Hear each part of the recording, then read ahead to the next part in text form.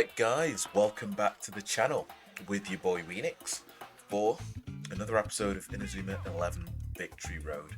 Now, I know what you're thinking. You're looking at the screen and you're thinking, God damn, Weenix, it's only been 2 days. How do you have an entire team of nearly all 30s? Because Victor and Endo aren't 30 yet. And all legendary. Well, let's just say that a certain content creator has just been on his grind. Just grinding like an absolute madman. But I do it for you guys, okay? So we can make some interesting content. So what can we see on the screen? Level 30 team. You're all legendary. I've taken a few characters from other like teams on here to kind of create this one. I'm also continent rank, which is the second from the top rank. The top rank is world.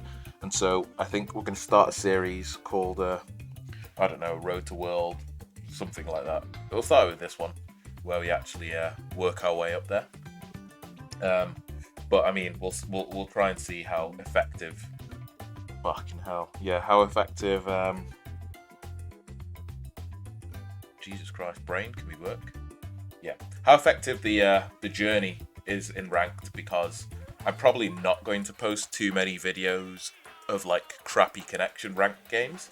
I'll probably only post the videos of the good quality ones. So yeah, we'll just see how it goes. But yeah, let's quickly discuss the team a little bit. So everyone's running. So we go. Well, yeah. Let's start with this. So we're running a balanced formation just because I like having a good amount of space in midfield. To be honest, like in terms of like people populating it, this doesn't really show it effectively, but I do get a good amount of like people in midfield, so people can't just run through the center of my team. There's absolutely nothing I can do. So if you guys haven't seen what moves each player gets, so obviously in the demo they only get 2. So we can see here, Sam has Combustion Catch, Capable Hands, or Burning Catch and Barai Hand. We've got Hunter's Net, Illusion Ball, got the Tower, Butterfly Trance, Mystifying Mist and Illusion Ball again.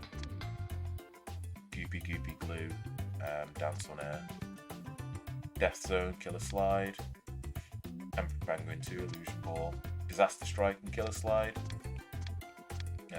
Heaven Slime, God Knows, Black Ash, Cyclone Sprint, Dragon Dive, Doom's God Dance, Doom Sword Slash, Fire Tornado Double Drive, Legendary Wolf, Land of Ice, Whirlwind Force, Hey Presto, God Hand and God Hand V, which is so sick that they put God Hand V in there.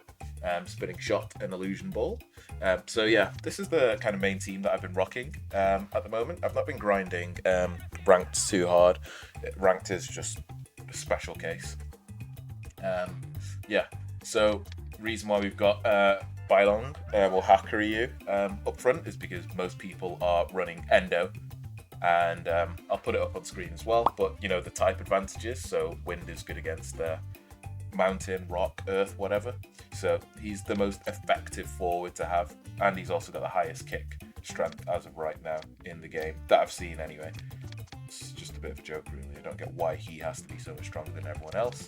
I've been rocking Sam because I just feel like he is different to Endo, and he has type neutrality against all of the fire type strikers. The only striker that's actually good against Sam is Zanark, and I haven't seen too many people rocking Zanark, so which is surprising. I think you would do, but yeah, I haven't. Obviously I've got my boy Shu. It's just the best character in the game by far. Yeah, and then we've got Percival Travis in as our as our coach. I might change him to Coach Hillman for the passive. Not sure if it shows you the passive here. Yeah, so these are his passives, but Coach Hillman's is the opposite in terms of offense, and I think I might go for that. I'm not too sure yet. But yeah, and so you can see here. Also, I also started this team off with players that had a drop rate passive in there, so that I could. That's the other reason why I was able to get this team all duped up and leveled up so quick, was because I got a bunch of players. If you look, teams rare item drop rate,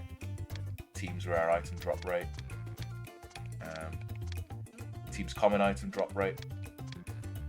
I think you have one as well, rare item drop rate, and then common drop rate. So if you have these players on the pitch, it directly affects how like your percentage chance of drops. And there's a couple more players that have drop rate stuff as well, and so that's kind of something that I would suggest you guys do if you want to, you know, get drops, so that you can get you know, equipment as well. I'm like nearly fully equipped on my team. Still got a little bit of work to do. I'll go into, actually, you know what? Let's fucking spend the time to do it as well. So yeah. So forwards are all basically done in terms of these three here. They're showing as midfielders, but Hakuryu, Shu, and Zana are forwards. So the only things that still need changing here is you can see that he's got the Alias Crystal and the Genesis Bangle.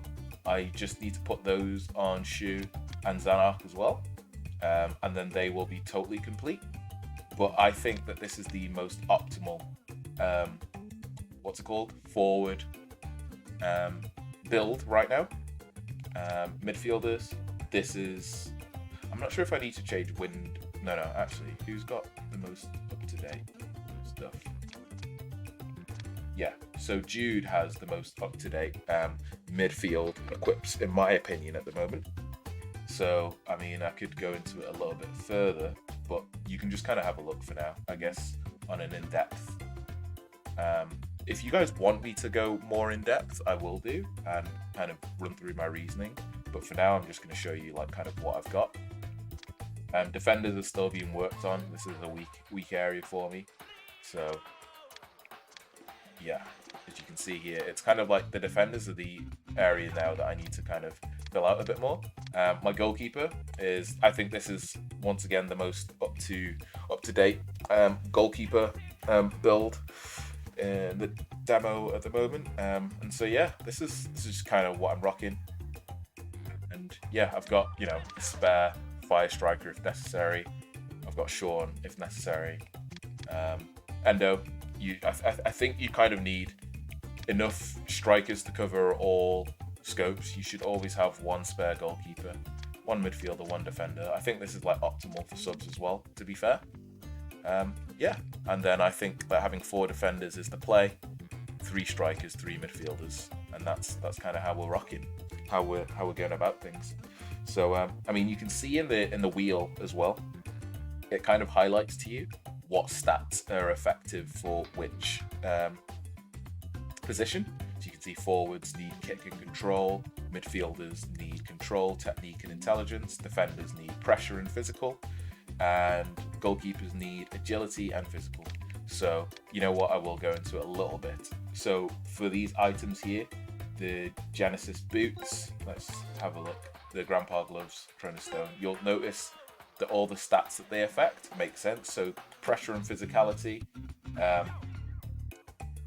there wasn't a boot out there that gave you agility and physical. So in order to get the physical, I've gone with these boots, and these are the best ones you can get. Grandpa's gloves give you a hell of a lot of agility, so I've got those as well. And then obviously physicality, gone for that once again. Perhaps, you know, sacrificing the intelligence really, but it's not necessary for us.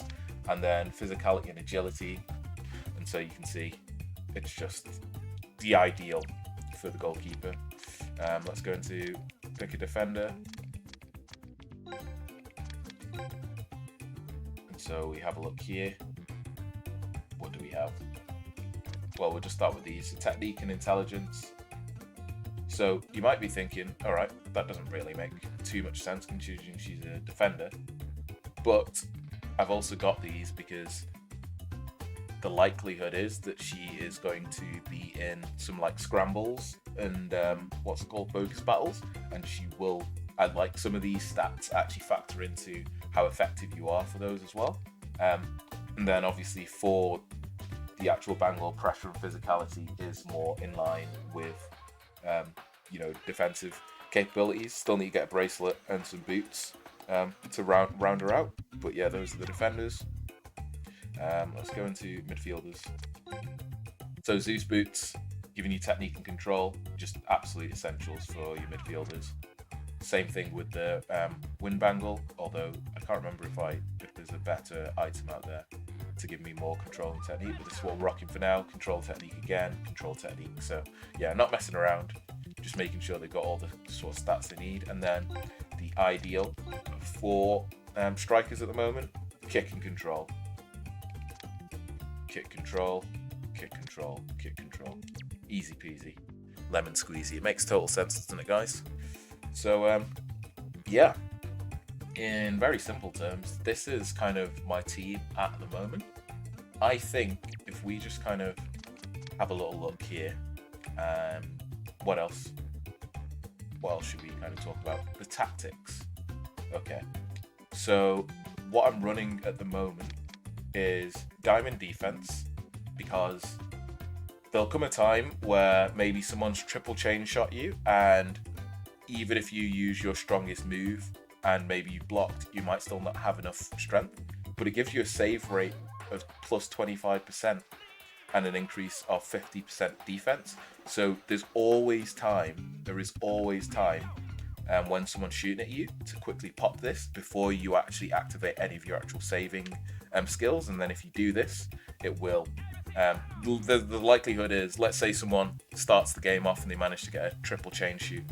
If you can maybe block it with one of your defenders, not even with them using a special move, but just they get in the way with the castle wall, and then you pop this and use one of your, in my case, Barai hand, for example, I will save it, unless it's a breach. So stuff like that, diamond defense, I think is super essential right now. Bullhorns, I think is really good, especially if you want to absolutely cheese people and try and breach them by increasing your breach rate.